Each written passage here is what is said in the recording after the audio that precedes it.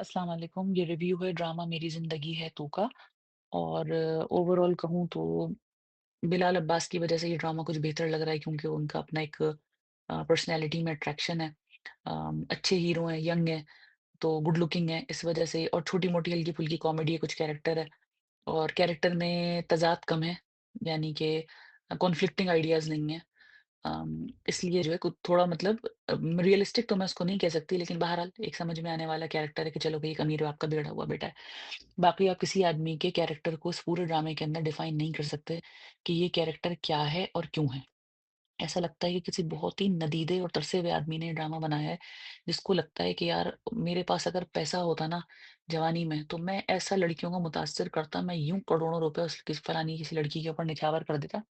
Apparently कि उसको कभी ज़िंदगी में किसी लड़की ने मुँह नहीं लगाया, या जो लड़की उसको यूनिवर्सिटी, स्कूल, कॉलेज में, मोहल्ले में पसंद होगी, उसने इसको रिजेक्ट करके किसी अमीर कबीर आदमी से शादी कर ली होगी। और इसको शदीद ज़िंदगी में इस बात का एहसास हुआ होगा कि मेरे पास अगर दौलत होती ना, तो मेरा ये अंजाम नहीं होता। इस वजह से उसने ड्रामे के अंदर इतना ज़्यादा छिचोरपन और इतना ज़्यादा फ्लैशीपन और टेकीपन रखा है कि बस पैसा और दौलत और ये और वो बहुत ही चीप हद तक जो है वो बढ़ा दिया है। जैसे अब उन्होंने भी ज़ेवर वाला सीन दिखाया रीसेंट एपिसोड में, चीपनेस की हद तक ज़ेवर, ज़ेवर, इतना ज़ेवर, बहुत ही ओवर चीज़ वो लगी। और उन्होंने सबसे अजीब बात ये है कि वो ज़ेवर की शॉपिंग करने, कपड़ों की शॉपिंग के अंदर तो दादी को और मतलब दादी को और अपनी सास को लेकर गई थी। ज़ेवर जो महँगा होता है, सब कुछ होता है, उसकी शॉपिंग वो किसी को लेकर नहीं गई, बहन के साथ वहाँ पहुँची हुई हैं। ये बात बहुत अजीब थी।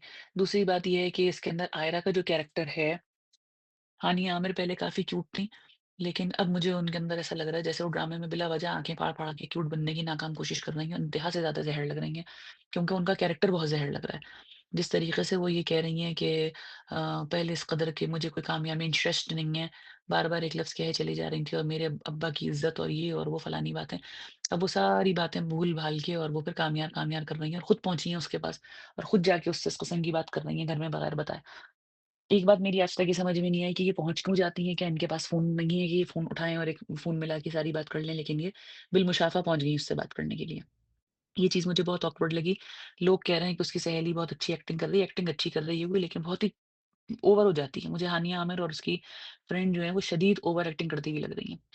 और ये कॉम्बो जो बनाते हैं कि एक अगर हीरोइन जो है वो खूबसूरत है, तो उसके साथ आस-पास खड़ा करने वाले लोग हमेशा ऐसे रखते हैं ताकि हीरोइन स्टैंड आउट करे, वो हीरोइन का कंप्लीटली ऑपोज़िट होता है।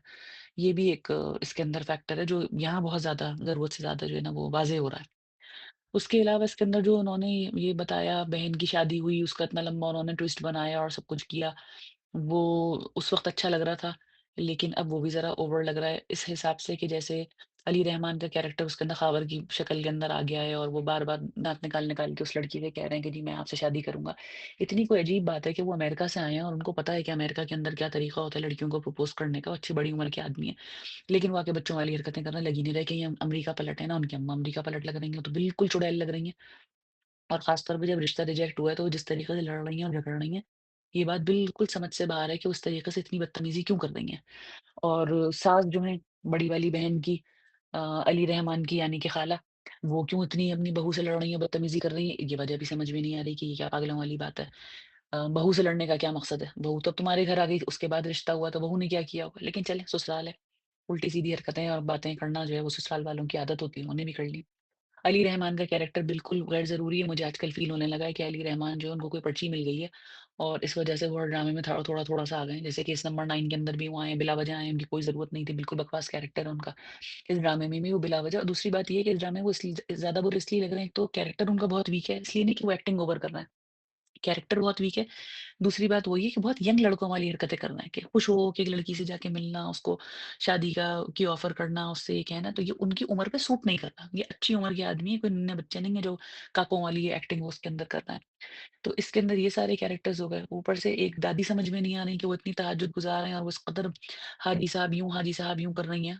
कामयार के दादा को कह रही हैं, हीरो का नाम कामयार है, और कामयार को उन्होंने कुछ नहीं सिखाया। वो इतना शराबी-कबाबी, लड़कीबाज़ किस्म का आदमी है।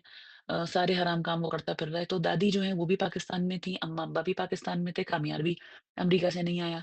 तो सवाल ये पैदा होता है कि दादी और अम्मा और अब्बा सब क्या कर रहे थे? अब्बा जो हैं वो तो रोज़ाना ऑफ़िस जा रहे हैं, कमा कर ला रहे हैं, नज़र आ रही है उनकी कमाई। अम्मा भी सारा व घर में बैठी, कोई सोशल वूमन उनको नहीं दिखाया है कि वो रोज़ाना कहीं गई हुई हो किसी काम।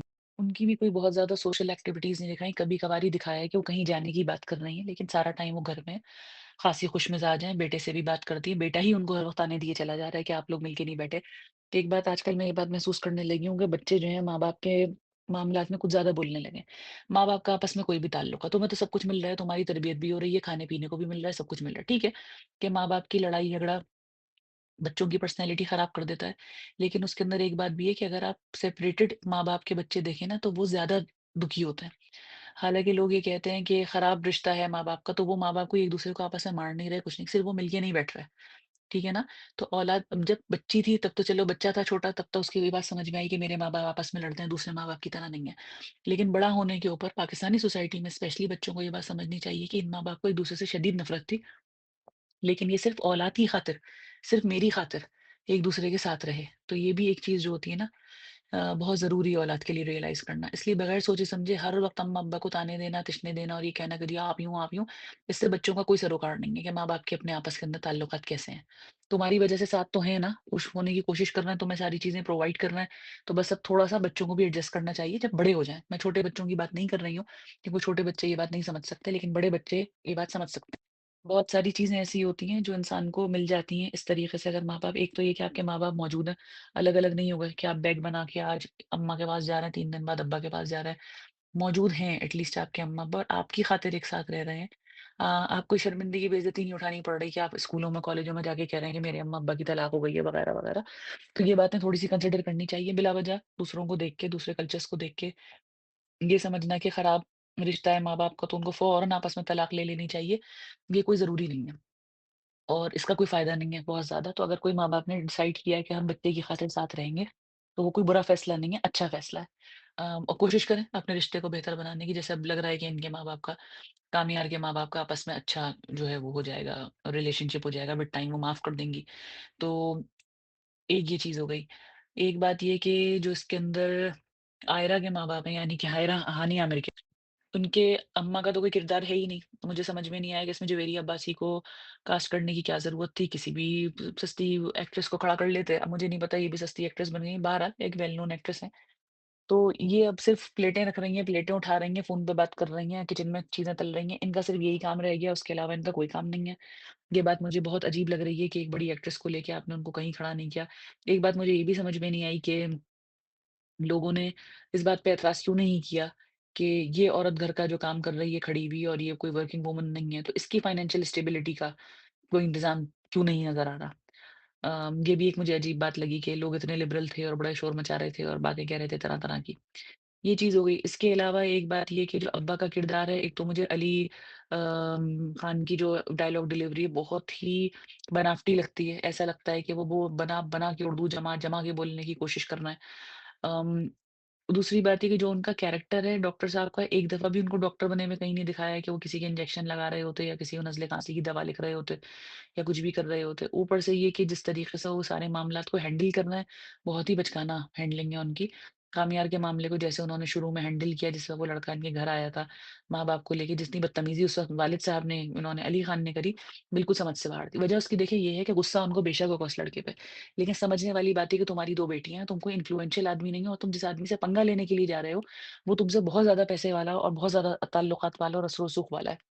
तो तुम क्या सोच के उस लड़के से इस तरीके से बात कर रहे हो और बदतमीज़ी कर रहे हो, झगड़ा कर रहे हो?